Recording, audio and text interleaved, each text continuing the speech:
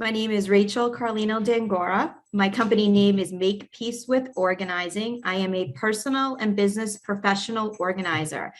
I help people get organized in their home and in their businesses. And I also help realtors get homes ready for the market, decluttering and getting it ready for the first showing. And then I help pack and unpack. Hi, Rachel. How are you? I'm good. How are you? Good. You know what? What a perfect person to have at the start of the year. And I have to say, all right, so there's like a twofold right here before we even start the conversation. I go to my mom's house in Florida, and every time I go there, and it is immaculate. It is absolutely immaculate.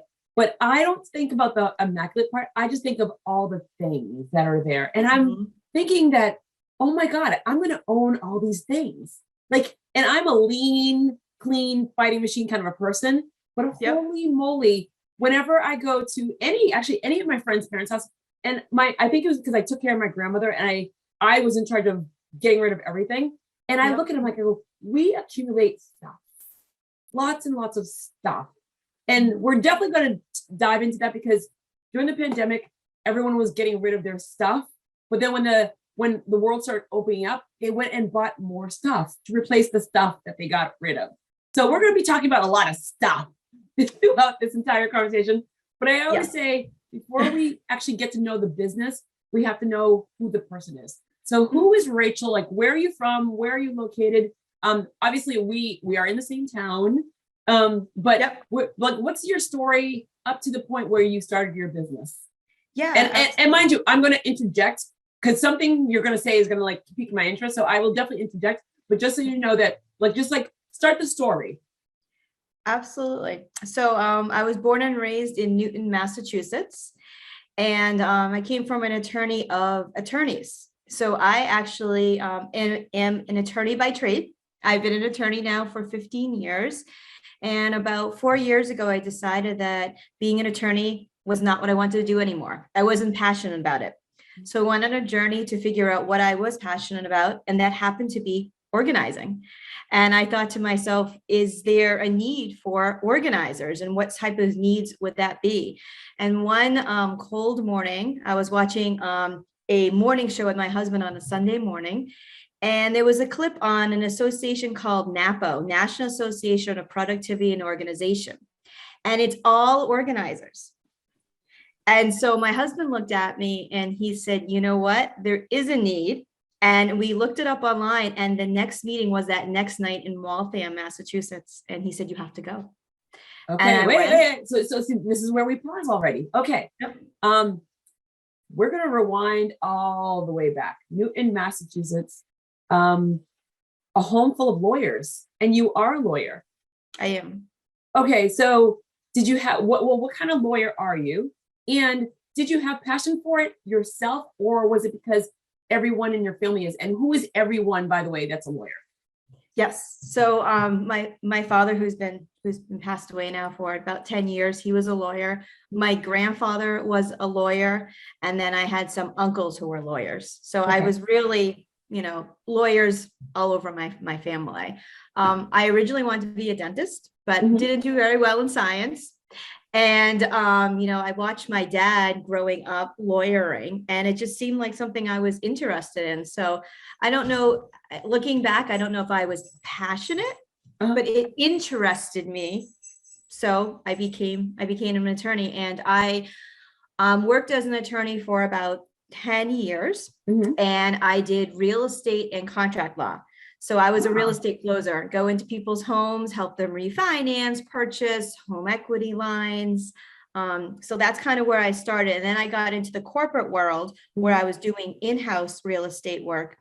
And that's where I found where I was not enjoying what I was doing anymore. I have 2 little ones, and I was missing out on so much. And I thought to myself, I need to do something different. And what would that be? To give myself a little bit of time to not miss out on being on the PTO and all these things that I really wanted to do that you couldn't do when you have a boss, and you have that like 9-to-5 job. 9 to 5 for a lawyer is silly, because I know that you guys work longer than 9 to 5. And it's one of those moments where I'm always so intrigued. So being first generation born in America, doctor, lawyer, engineer were the only three jobs that were an option or even a thought. So like any of my friends that are from any country, we know we come to the United States for those three jobs. And if you veer away from that, your parents aren't upset too much, but they're like, really? I go, because they are seeing a vision of the American dream of doctor, lawyer, engineer. When you're in a household, I mean, do you have siblings? I'm an only child. Your only child. Did they put any pressure on you in regards of, hey, this is the way you want it? I mean, because you said dentist. And the funny thing is, I wanted to be a dentist too when I was younger, until my dad said, like, because you know, you're going to spend your entire life in someone's mouth. I'm like, oh, I don't know if I really want to. I don't know if I really want to do that. I'm like, oh, maybe not. But did they put any pressure on you in regards of, hey, we're all doing this and you're the only child and you have to keep the legacy alive? Or did they veer where, like, I go, hey, if you want to be a dentist, like, what was it like? And did your mom chime in and say, like, okay, maybe this is not the way I want my daughter to go? Yeah, I mean, honestly, my parents wanted me to be lawyer or a doctor.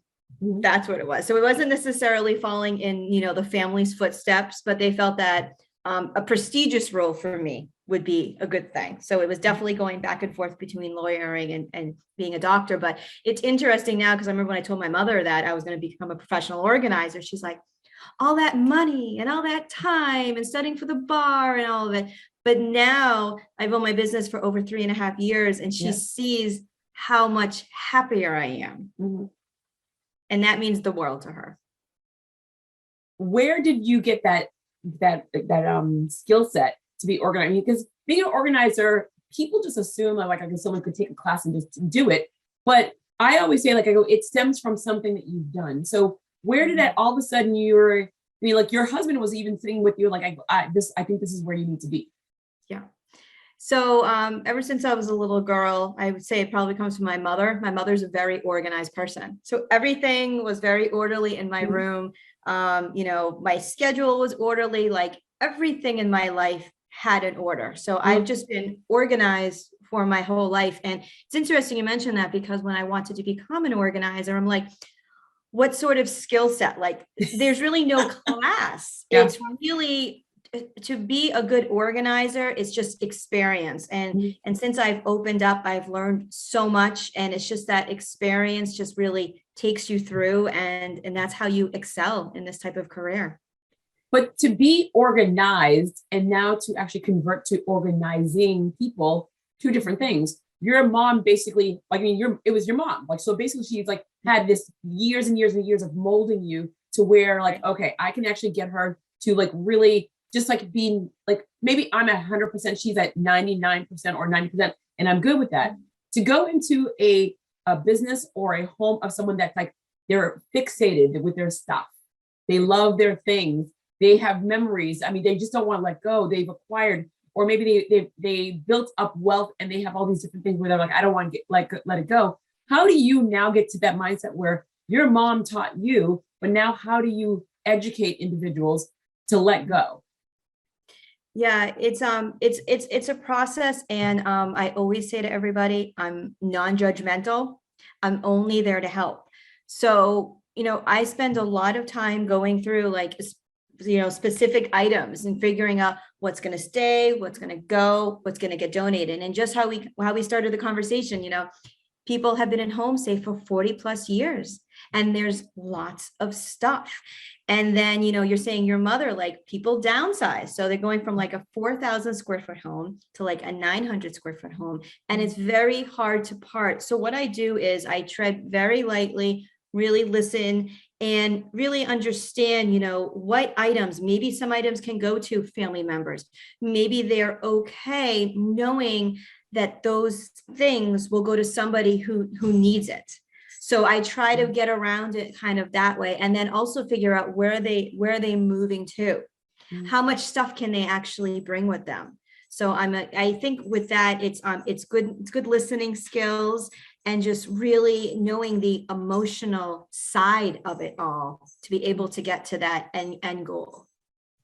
There are people that have smaller spaces than that, and they're hoarders. I mean, obviously there's programs on that because it's become a bigger thing. Again, people feel compelled to buy because they want to have ownership. They want to then feel like they have wealth by having things. But then you walk into whether it is a 600 square foot apartment, or whether it is like I don't know, $2,000-3,000, a 3,000 square apartment or home.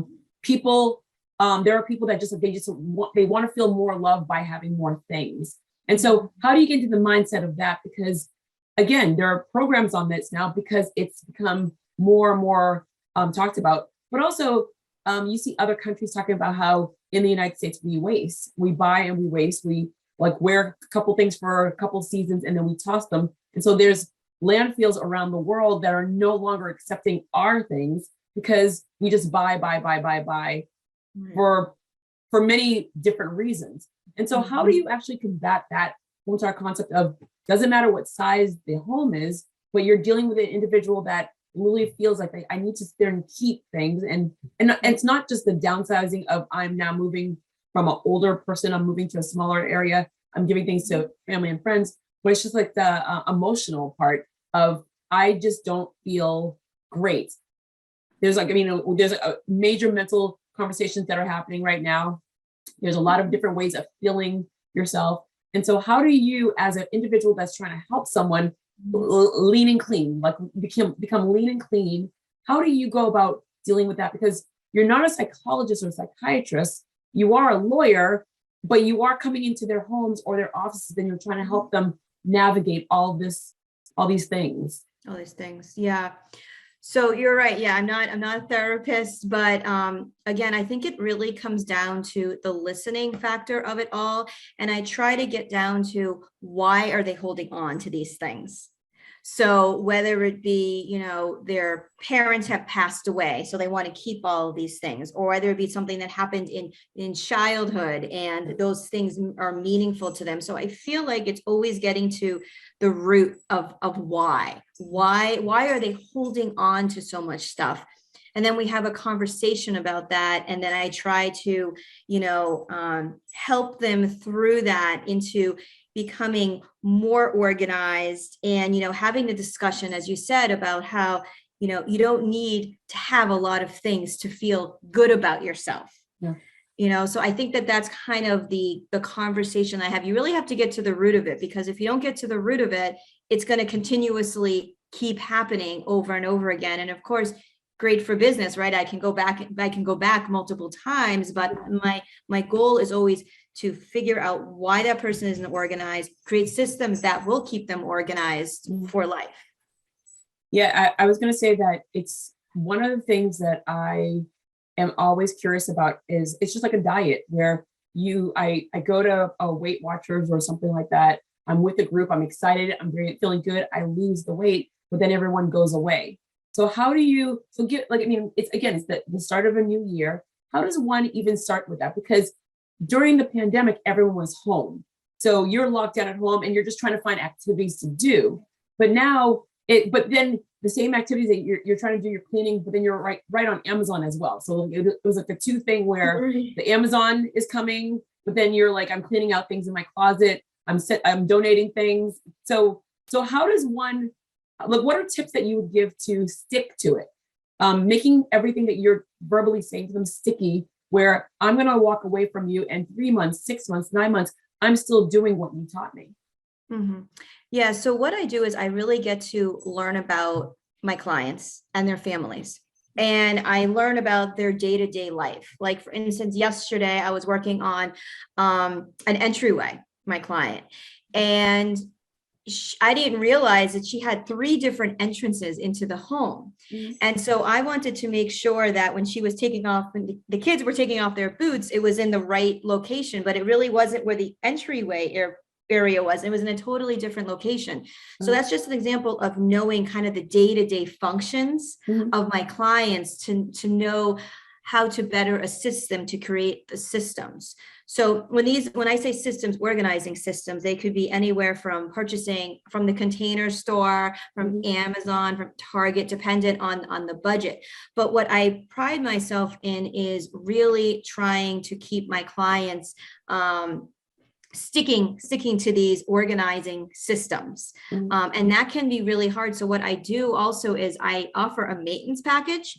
So I come back like once a month or like 6 months later, just to make sure that those systems that I've created after learning about the family, knowing, you know, their day-to-day lives, making sure that it's actually working for them.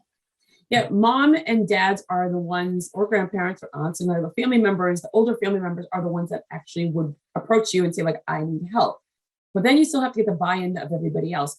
How do you get the buy-in of the entire family, especially young kids or teenagers? They are on their own agenda. So how do you get the buy-in for them to say like, okay, now I'm going to be part of your system? Because mom and dad or aunt, uncle, grandparents are telling me like, I need you to do this. And they're like, and yet they don't do it. So how does that play into what you're trying to do?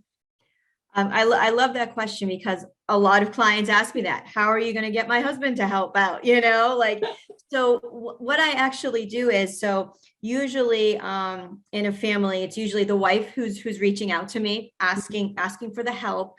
And then if she's having a hard time getting the other family members, the kids and the husband to buy in on, you know, what I'm trying to help her with, I actually have separate sessions with them. And I teach them the system. So I have worked with many husbands, explaining to them that this is how it should work within each room, kind of giving them like a little tutorial on how to stay organized. And I've also worked with children as well. I have a 9 and almost 12-year-old next week, actually, children. And I know how it is. So I can work very well with children. So sometimes it takes a little bit more effort to be able to get the whole family in. And sometimes, I can't lie, sometimes it doesn't work, you know, but I try my best to be able to get everyone in on, you know, becoming a more organized family. As you're saying this, I'm just thinking, like, oh my God, the amount of kids that I know in town, out of town, relatives that would just like roll their eyes. Like, I go, what is happening here? Like, what is this? Like, this person is coming into our house and telling me like where to put my shoes. Like, so for me, I'm just trying to like wrap my head around the feelings of husbands saying like, yeah, I need you to have this meeting with Rachel, and Rachel's going to tell you where to put your shoes and how that goes. I mean, how that goes in the household. I mean, is that good? Is it bad? I mean, are there arguments?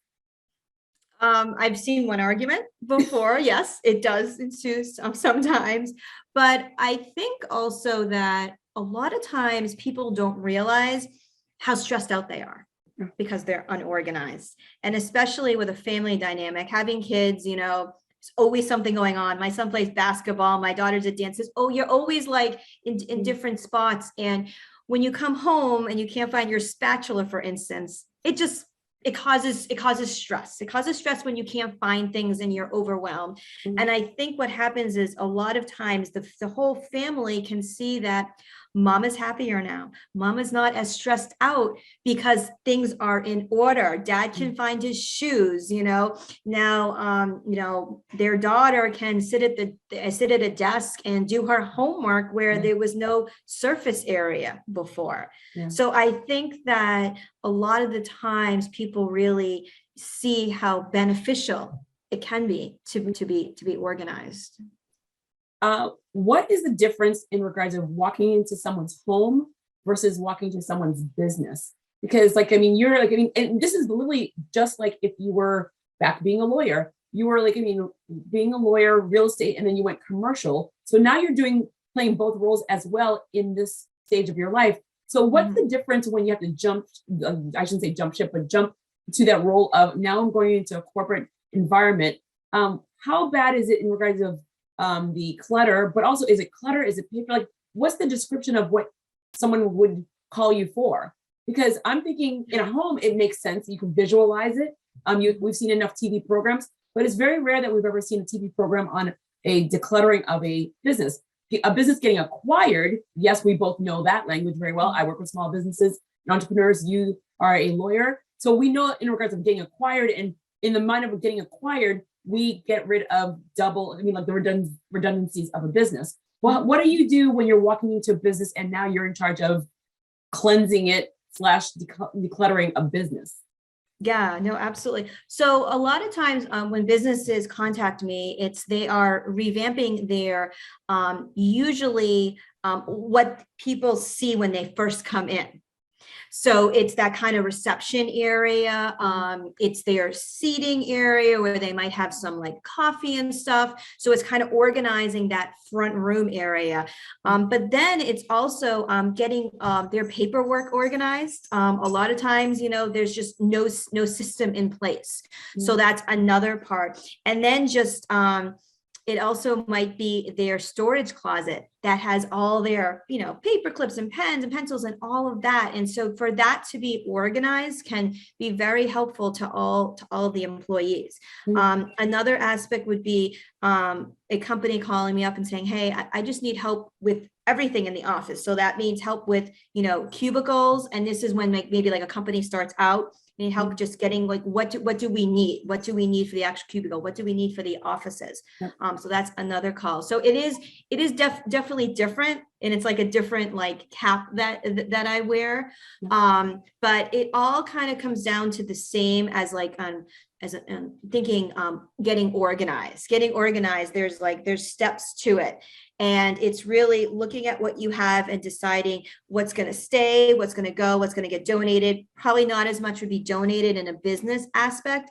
And then it's creating the organizing systems. So it's kind of those same steps, taking out the donation aspect of it and creating those systems that's going to work for all of the employees rather than the people that live within the home setting. So we're going to go for both of them. Again, it's the beginning of the year for a homeowner with a family. What are the three things that you say to them right now where I want to make a change for my 2022 year? I had to say, I'm like a 2022. So what are three things that someone could, if someone's listening to you right now for a home, what are the three things I should do right now to make sure that this year is moving towards a positive change versus, oh my God, we're doing the same thing that we've been doing since 2019. Absolutely. So the first thing I would say would be declutter. Pick that room in your house that you've been walking past for years now, and you keep saying, I'm going to do it, and you don't do it. A lot of times that's the basement, the garage, those areas that you pass by where you're like, it's not really my main areas, right? So I would say declutter.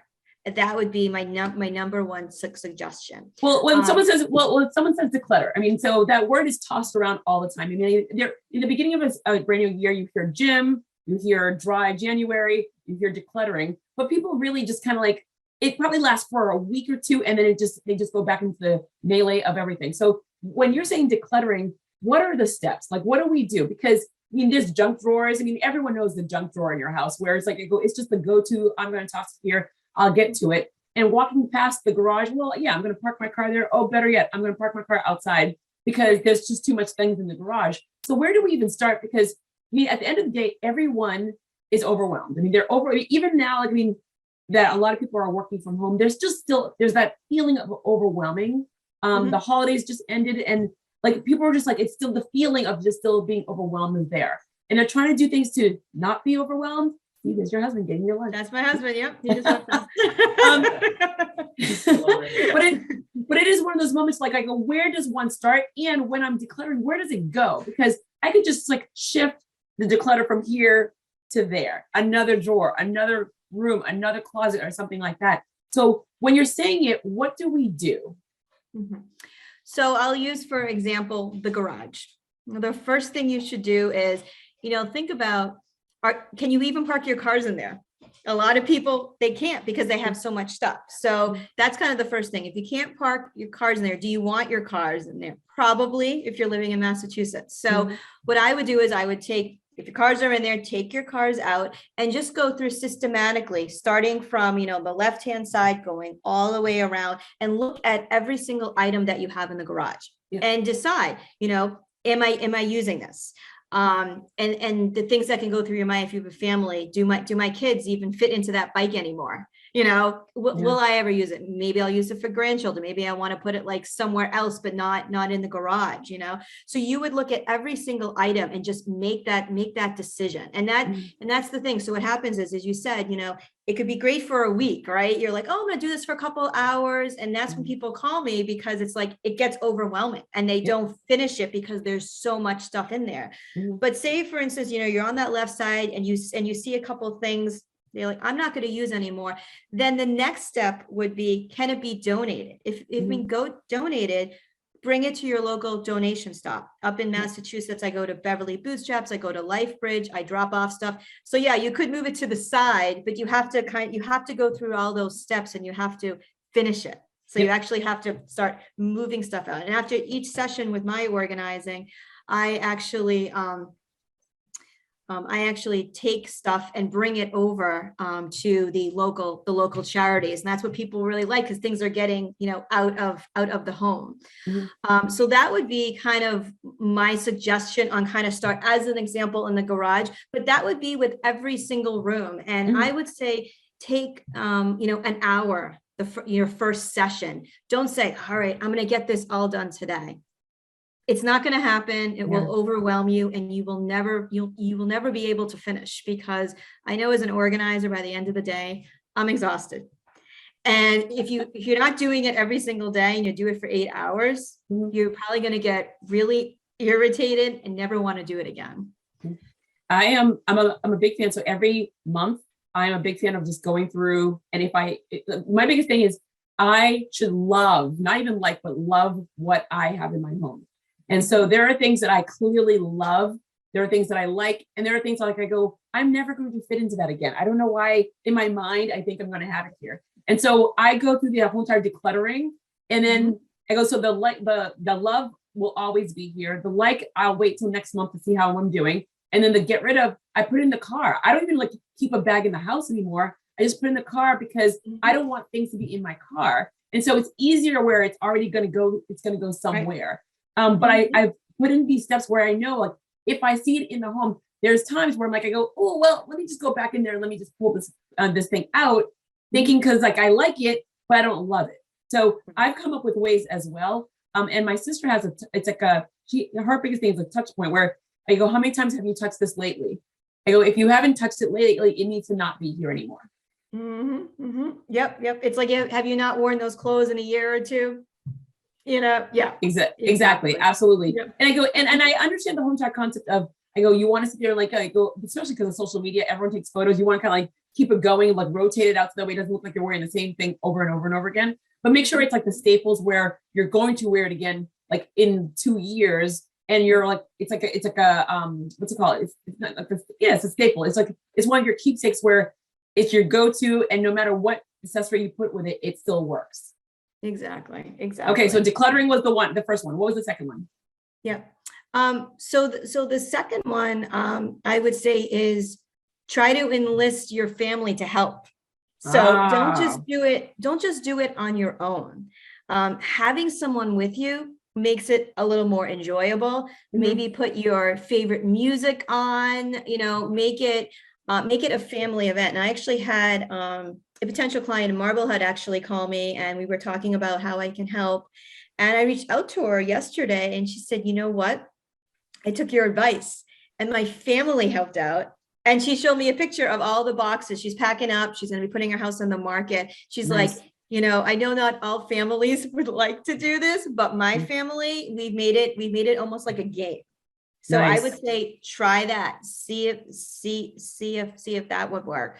And then my last suggestion is, after trying all of this, you just can't do it. I guess call a professional organizer like myself. And I offer a complimentary consult to view your space, and to, explain how I can help you with whatever organizing needs you need. Yeah. And for a corporate organization, so like now this is a company, you see a lot of individuals they're now working from home. I mean, so the brick and mortar is not needed as much anymore, where they would, there's a lot of smart companies that instead of having the brick and mortar, every quarter they pay for a luxurious place. I've seen this, like, now that again, you have to be fully vaccinated and boosted, but more and more people are coming up with really elaborate, beautiful, like every quarter we meet, but we meet in these most epic places around the world, which makes more sense versus paying for this brick and mortar. So they're using that money in a best way possible. But guess what? We still have that brick and mortar. For a year, a lot of the brick and mortars were just empty. I mean, goodness gracious, like, I mean, the plants got no attention, no lights. I mean, literally there was nothing. And so now more and more companies are like, I go, well, you are more efficient and more effective from working from home. We'll see you every quarter, unless there's a specific meeting that you need to come in for once a month, et cetera. So, and then they can rent spaces. I mean, there's like the WeWorks of the world where they can rent conference rooms to have those meetings. So what do you do in those areas where people are now realizing I need to get rid of this brick and mortar versus, and there are a lot of places that are during the downward economy, smaller businesses, they're opening businesses. So you're dealing with individuals that are opening, and yet individuals, larger individuals, medium-sized individuals that are closing their doors. How do you fit into there, and what are steps that they should start thinking about? Because more and more people, because of all the variants, are thinking about what do we do now? Yeah, it's interesting you mentioned that, because over the last couple of years, the business aspect of my company has totally changed. And I've been helping businesses organize their home offices now and create those offices because they didn't need it before. So my suggestion would be for companies thinking of not having that brick and mortar, how someone like a professional organizer can help is come in and get everything organized to be able to kind of like divvy it up between all the employees. And one thing that I do offer is part of a company's like wellness package is having me come in, having a complimentary consult with each employee and seeing how I might be able to help them organize. And now it's kind of pivoted to organizing their home office, but now that they're home, organizing their home so that they're not thinking about, oh, I have to do this, I have to do that when I'm home. So it's been a little bit of a change for me over the past couple of years with people being at home more. But as I mentioned in the beginning, I do help pack and unpack. So I could come in, pack up, and then the unpacking would be at the employees, and or if we need to sell equipment and stuff, I can help with that as well. Wait, I'm so sorry. To clarify once again, so you can, so more and more companies are adding wellness. I mean, they're finding more ways to keep their employees happy. So you would be a service where you just like the company, the corporate company would hire you, and you're taking care of their space in the office as well as their space at home, or one or the other. Yeah. So corporations have hired me to get the office organized, but also meeting with their employees to get them organized. So at the beginning, it was, kind of introducing me to their employees and adding that as a benefit, and say that the employer would pay for the first 2 hours of organizing, and then be the employee who would pay for the rest. But now it's changed because the employees are home all the time. So now some corporations are saying, well, we'll pay a little more to keep them organized, because that's really their home base. Nice. So it's kind of it's a little bit of a different twist to organizing, but mental health, as you know, is so important right now that being organized is part of that realm. Well, the being organized, having proper Wi-Fi, where if you, depending on where you were working, your Wi-Fi is at work. I mean, so it doesn't matter like the speed, but like not having the same speed at home. So there's a lot of things that were causing a lot of stress for a lot of people. March 2020, this is your business. You had just, at that point, you had just started it. What was it like for you once the pandemic started? Yeah, so I've been in business for about 3.5 years, and it was interesting because March 2020, I was fully booked for 2 months, fully booked. It was the first time fully booked, even working on weekends, and then pandemic strikes. It was very hard as a small business owner, and what I was doing is while I was building my company, I still had my other full-time job. So I kind of had like 2 full-time jobs, and it was getting to the point where, will I be leaving that other job, and then the pandemic struck. So I stayed there until, actually it's going to be about a year that I now only have my own company that I'm working for. But what I did was I reached out to everybody, all my clients, and said, if you're okay waiting until whenever that is. And everybody was, super understanding, and I didn't lose any clients. And so what I did was I kind of pivoted. I did some online organizing, which virtual organizing, which isn't, my favorite, because I like to be side by side with someone, really going through it and feeling their emotions when we're going through stuff. So it was a little tricky, but I did do that for some clients, and other ones. I came back July of 2020. Had my mask on, gloves and masks, and I got right back into it. Thank goodness I never got COVID the whole time.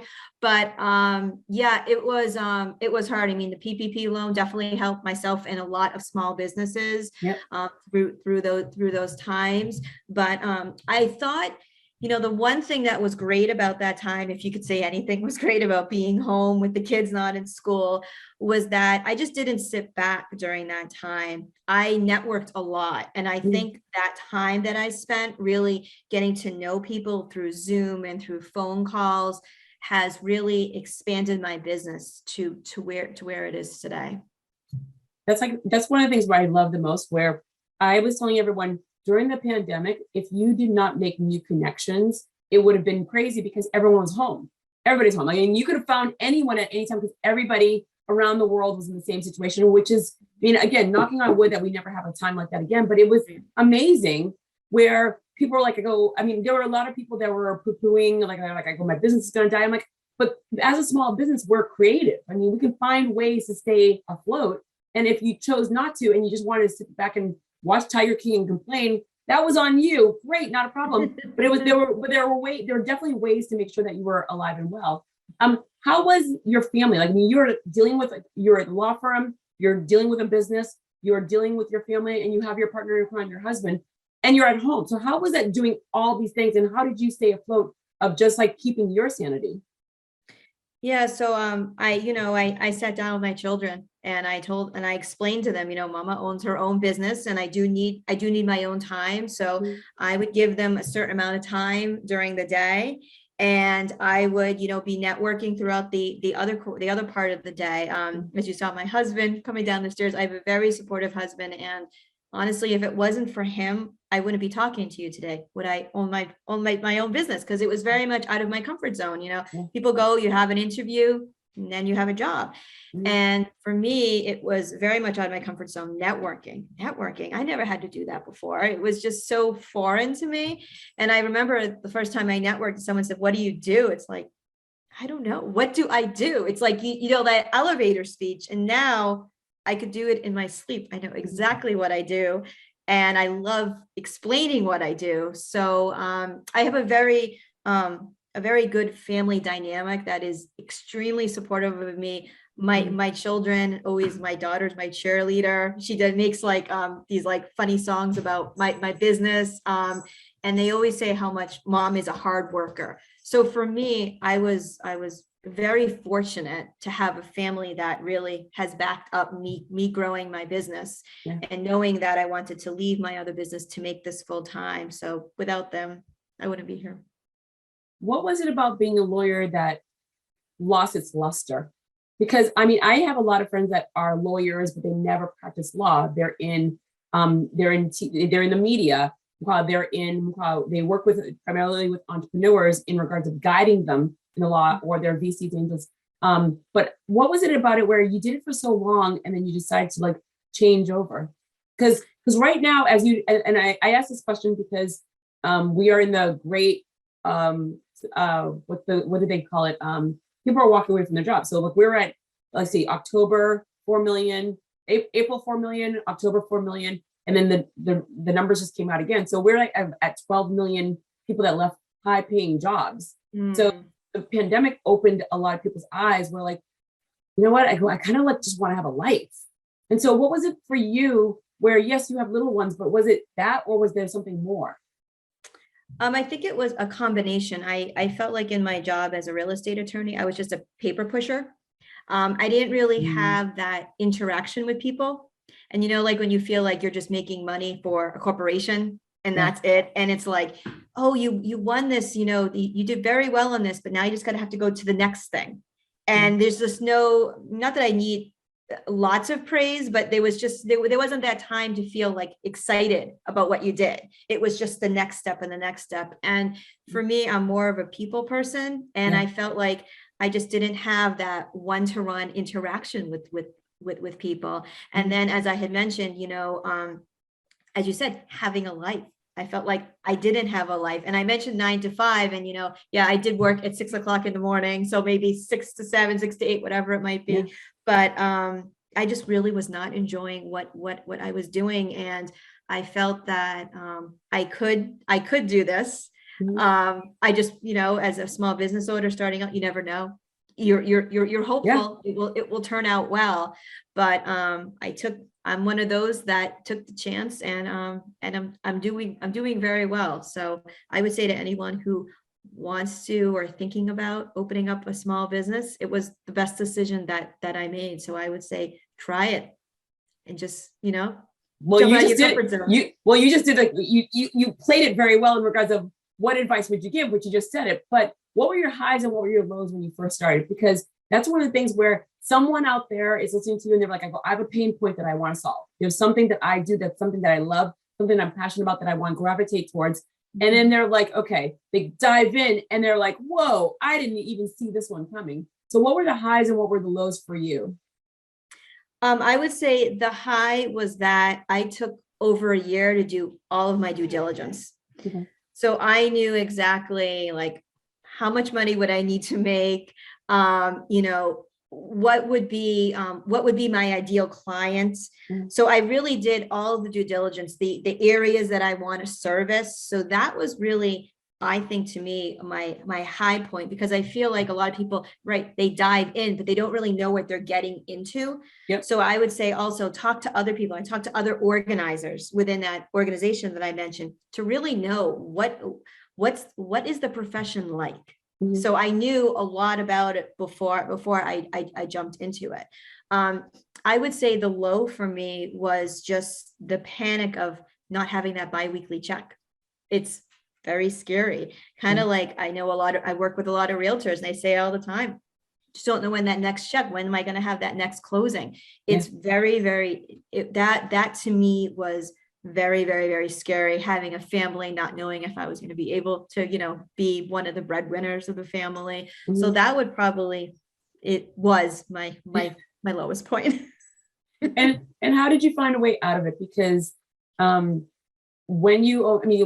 as business owners, small business owners, we're on the ship by ourselves. We are the captain, we are the sailing team. We are everything. We're pulling up the sails and we're running down to the wheel. It's not the wheel, it's the what. Right. Yeah. You know what I mean? But we're doing everything. And if there's a hole in the boat, we're also patching up the hole, holding it down. So we're doing everything. So how was it for you where, okay, I am no longer getting a check. This is scary. But how did you find a way to get out of it where, again, you still have, you're still doing it and you're scared, but how do you get yourself to keep doing it? Yeah, I think for me, being in networking groups really helped me because all small businesses like-minded. So I feel like they kind of gave me the push to say, you can keep doing it and you will get there. And I've been very fortunate. My clients are all just absolutely wonderful. And a lot of them like to write me Google reviews. So for me, that's really got me to where I am today, social media, Google, all of that. And I just see people that I've helped and how happy they are once they get organized. So that really kept me going and wanting me to do it, saying, you know what, one day it will be okay. And right now I am okay. And I can give myself that bi-weekly check 3.5 years later. So it's just kind of staying on that course. And I think, as you said, a small business owner, you're alone. But if you have a network of people who can be there for you and you can kind of talk things out, I think that is very, very helpful to have. Oh my God, you nailed it in regards of it's true. when you are with like-minded people that are as hardworking and as motivated, they get you excited about doing what you do. So that's like, I mean, I say this all the time to people, like find the right people, because you may be an A+++ type. We'll find other A+++ types that will sit there and help you and guide you. And also, I think that during the pandemic, one of the things that I love seeing was most people they're competitors. I'm like, well, I don't want to talk to that person because they're competitors. I don't want to talk. And during the pandemic, I felt that more and more people were like, oh, you know what? We're all in the same boat, and we need to sit there and try to find a way. And we could stay in each other's lane. I mean, we could do different lanes. There's enough customers out there for everyone. But I think that one of the things that I enjoyed seeing was like the collaboration of a lot of people in different industries. How are you figuring this out? What are you doing? Where are you going? Who are you talking about? Because again, people keep forgetting there's enough for everyone. Just try to figure out ways to help each other.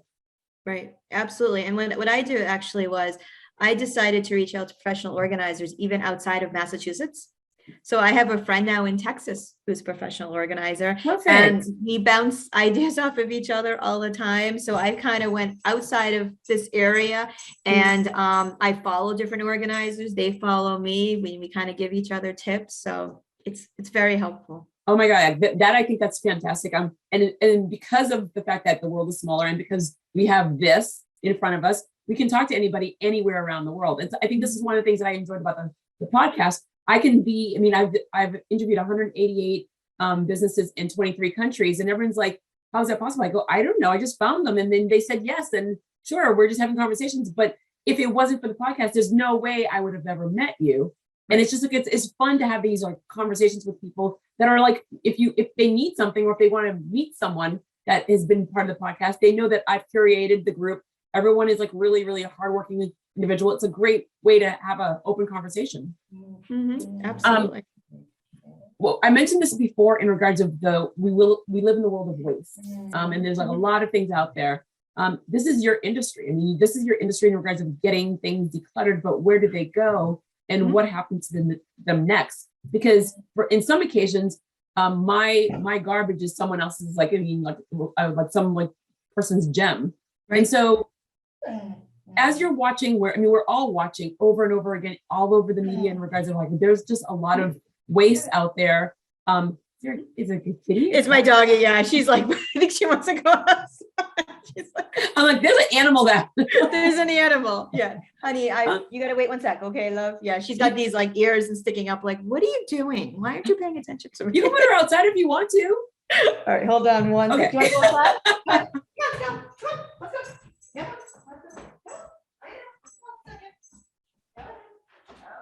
There you go.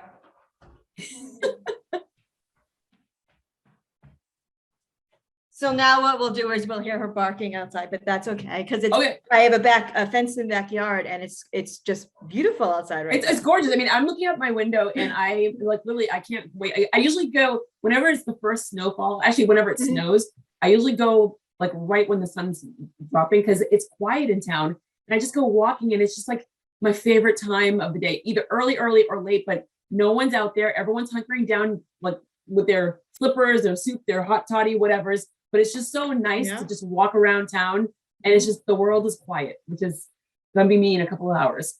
Right. I agree. So you're seeing in the news all the time. I mean, we literally we're living in a world of waste. I mean, and that waste is hurting our environment at the end of the day. You're now in this industry. What are your thoughts in regards of where do we go from this point on? I mean, people always want to buy, people always want to have things, but we're seeing the next generation of, and I'm sure your kids are doing it, you're seeing the next generation of kids, and people are saying like, enough is enough. We're trying to make this world better, this planet better. What happens now? I mean, what do you think we should do as a community? Because again, this is coming from the legal world, but also this is the land of, I go into people's homes and I'm seeing all these different things, and I'm trying to help people think better, smarter. What do you see the future is for your industry? For my industry, I unfortunately see people, as you said, they're buying and buying and buying. And it's kind of overwhelming. I had one client who just would go to the Christmas tree shop once a week and just buy stuff for the sake of buying it. And her daughter called me because she had one room of just Christmas tree stuff that she would never use, just piled up in bags. Mm. So I see this trend, unfortunately, progressing and getting worse because, as you said, especially now, a lot of people feel like they're alone. They're alone just in the world. They're alone in their house, maybe if they don't have family. So they're holding on to things even more so than before. Yeah. So I'm seeing a trend, especially in the past year, of just even more stuff than when I started my business. Yeah. So, what I try to do, is like, for example, I'm in my kitchen right now. And if I'm in someone's kitchen, I say, well, how many spatulas do you need? And the one good thing though about organizing is when you do organize each room, you see what you have. And then you're like, oh, I don't need that spatula, or I don't need that. So I think that once you're organized and you see, and again, it's kind of that like, feeling like it's liberating. It's a serene environment that you're in.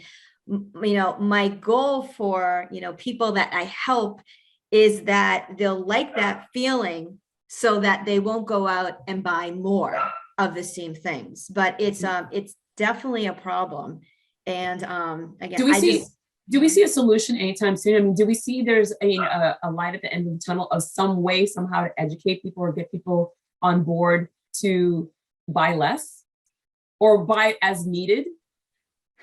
Yeah, I hope there is. And I like the word you said, buy as needed, because you definitely don't need a lot of stuff. And my hope is that people start becoming more of a minimalist, the minimalist way. You see on TV, the small houses. Yep. People can live in tiny, tiny houses because as humans, we don't need that much stuff. We don't need humongous homes. I guess, well, if you have a bigger family, you might need more rooms, but you don't need all the stuff. So I would hope that the world would shift to being minimalist feel, but I think there needs to be a lot more education. And this isn't something like, as you said, like at the beginning, to be an organizer, it's not something that's taught. Maybe there's some like sort of class that's taught to this younger generation about just, almost like life skills, and organizing would be part of those life skills. Yeah, it's funny because I don't know how old you are. I mean, I'm 52. Home ec and shop class were like we had them. Like there's home I did too. I'm lower 40s. Yep. Same thing. So these are the classes that and they're like, they don't teach that anymore. I'm like, what do you mean? I mean, you don't know how to sew a button? Like, what do you, it's part of home ec. I mean, these are like life skills that we were taught. And it is one of those moments where I remember you go home and you have to bring in a t-shirt or a skirt or something you didn't use, and we created a purse, and we made a purse out of something and everyone was like sporting their little purses that were like denim purses. But in sewing classes, we had to use what we already had. We didn't just go out to the sewing place and getting more things unless we needed something that we didn't have. So it was just being really creative. And on Etsy, you're seeing everyone finding, like, I go, what do you have in your home? We can refurbish this. Or albums are now being carved out where there's like, these guys are like guys and girls are taking old albums and like creating artwork out of that. So there are ways to reuse, reduce. But I think that more and more people are not understanding how their stuff could be reused. And that's why they just kind of chuck it away. Yeah, I agree. And it's interesting how you say reuse, because a lot of times when a client books with me, they say to me, what can I buy? So they're already buying before I even come for that first session. And I always say, well, let's see what type of organizing tools will work best for you. Maybe what you have in one room can be transferred to another room. So we don't have to buy things. So it's interesting because that's the first thing any client says, what do I need to buy? Because they're conditioned like that. Yes. Yeah, I think that's you turn on a TV set and you're constantly being inundated with advertising in regards of like, I go, like, look, you need this, or even those individuals that can't sleep, where I'm going to round of applause to the person that created that avocado scoop thing. And I'm like, but my spoon does that. Like, I go, why do I need to buy this thing? And I mean, and again, round of applause as an entrepreneur, as an innovator. I love anyone that can create, but boy, oh boy, what a thing that's not needed. Something that's just not needed in your drawer, because it ends up, you buy it, impulse buy.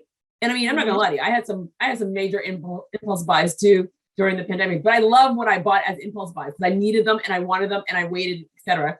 But it is really interesting how people are just trying to figure out, I see something on TV at midnight because I can't sleep, and I'm like, oh, I need this, I need it, and then it ends up in the junk drawer and it's not needed, or it ends up in the garage. I think that there was like a movie with Ryan Gosling, and it was like about how it was like with goodness gracious, Steve Carell and Ryan Gosling, and he was a very wealthy guy, the Ryan Gosling character, and he talked about how he couldn't sleep and he would just buy these random things because he had the money, and he had coin collections, and he's like collect all the coins. He had those chairs, the recliners. He had all these different things, and he's like, oh yeah, I don't use them. They're just sitting in the garage. I just buy them.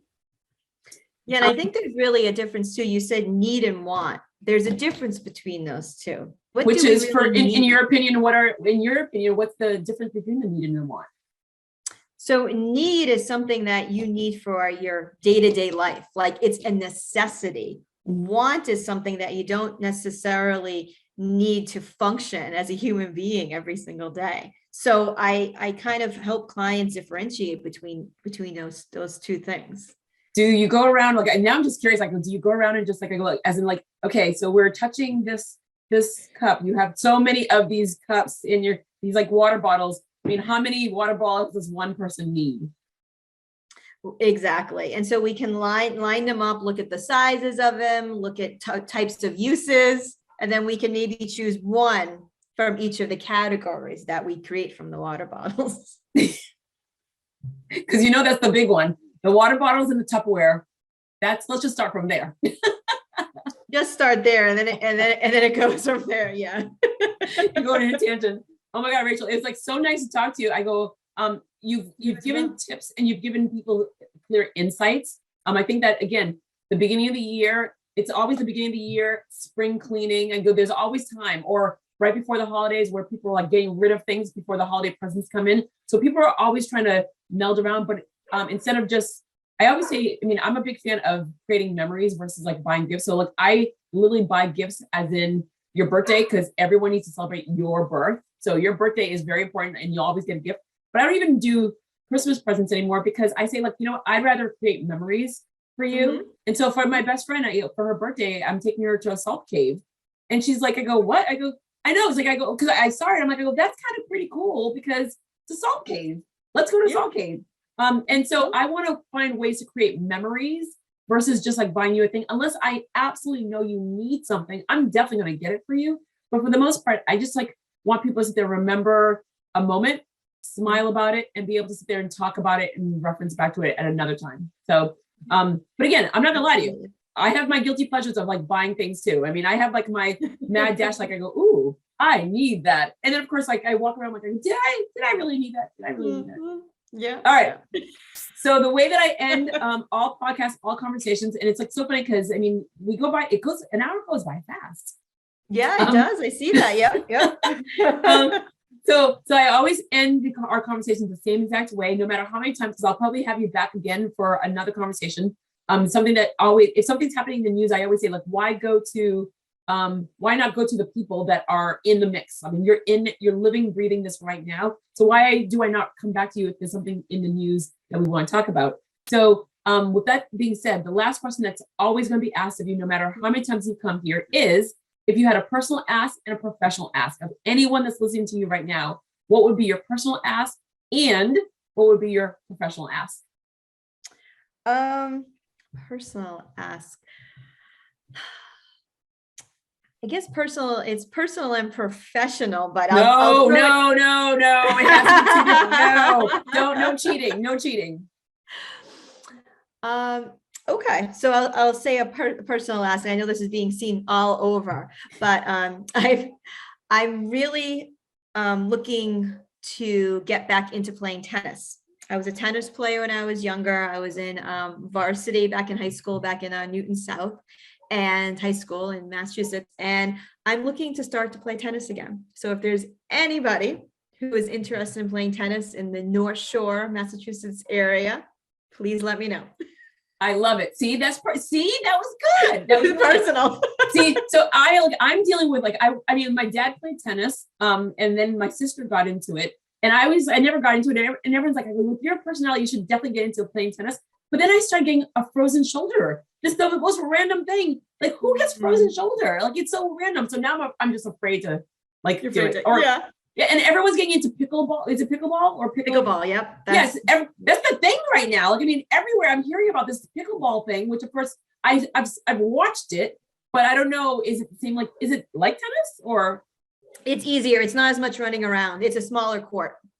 Is it a combination of racquetball? I mean, it's just it's a smaller court playing tennis. You are closer to the net. It's much smaller. It's basically that like front part of the tennis court you're playing in. Oh, interesting. Yes. Yep. Okay, very good. All right, good to know. It's not as strenuous. Like literally, I am watching people all over the country talking about it's like the thing, and people are even writing about it. And I'm like, I go, whoa. When did it? I mean, I remember like, I've lived in Marblehead for 13 years, and I remember the very beginning. I saw people. I'm like, what are they doing? It's like wintertime, and they're like out there, and you have to have certain sneakers. It's just, so I saw it, but I thought it was just like, I go, okay, maybe it's just like a certain areas. But then now everyone is like living, breathing, eating, talking about pickleball. So that was there. Okay, so what is your professional? Well, my professional it's funny you mentioned that because my husband's actually a screenplay writer. And yep. And so he is a member of a couple of Facebook pages for screenwriters. And so there's a lot of connections in like California on there. And so he put out a couple of days ago, and I just put out on my LinkedIn, I've always been interested in HGTV. And as you said, there's so many shows, you know, but if there's anybody out there who thinks that there might be an opportunity for me to create a show about my business. And so this isn't hoarding. I do work with hoarders, but not about hoarding, but more of just the emotional side of organizing. So not that, you know, the worst aspect of it, right? Like someone's a hoarder, but that kind of middle ground, that just normal, you know, mother of four, you know, and the emotions that she feels when I come in and get her organized. So it's kind of like, it's almost like that, like kind of average person getting organized. So if anyone out there is, has connections, I would love to talk a little bit more about what I do day to day, give some stories, and maybe there's a show there. I see. I love that. That's perfect in every single way. All right. So of course, when we're done, we're going to say goodbye, but don't hang up because I want to sit there and talk to you about that one because like I think that's a good one because you know what? People will watch HGTV and people will watch all the cooking shows, but at the end, or people will be on Pinterest. It's pretty intimidating for the average person. I mean, literally, it's intimidating because you're just trying to live your life and you see these things and you're like, it's not my realm. And so to hear from we'll call it, and again, not regular person, but a person that's like my neighbor is more conducive than to hear from someone that's like, okay, you have a like $10 billion budget kind of a thing. People gravitate towards people that are like themselves. Relatable. Absolutely. Relatable. 100% relatable. I like that. Okay, Rachel, you're going to say, we're saying goodbye here on the platform. Thank you so very much because this was like really, really good. It was very insightful. And I think that's one of those moments where a couple of things that I want to walk away with where people forget that you can career switch. People just assume that the career that I have is a career for life. And I always say, like, you have many careers in your lifetime. So never, ever, ever focus on the fact that just because what you went to school with isn't what the job that you're going to have throughout your entire life. So I love that you're an epitome of, it's fearful, you're scared, but with the right support, with the right people in your life, you are able to do what you're passionate about. And I go, this may not be your forever, but right now it is your right now, which is really, really great. I love that you talked about start small. Like I go start with the drawer. I go see how many specials you have. I go and then just go around. I go and bring people with you so that way you can like actually like have a team of people together with you. The music, I'm a big fan of music. Motivates my life. Music is my world. Even just like going into go clean out my car, I will be going to I will be going to Crosby's. I get a pint of ice cream. And then I go and I put music on and because it's not going to melt out there. And I put the pint of ice cream on the car as I'm cleaning it off. And everyone's like, what? I go, what? I'm burning calories. I'm eating ice cream. I'm listening to music. It's a win-win-win situation. Perfect. So it's like, just like being able to start small, finding ways to motivate yourself so that way you don't quit. And I go, and don't think that you're going to do it all the same day. And if you can't, find and seek out help. So I love hearing, I heard there's a lot of things that you said in your conversation, but you probably didn't hear because you just were saying it, but I heard a lot of stuff. Good. I'm glad. Well, thank you so much for having me. I really appreciate it. Oh my God, you're so very welcome. And again, remember, don't hang up, but say bye here. Bye. Bye-bye.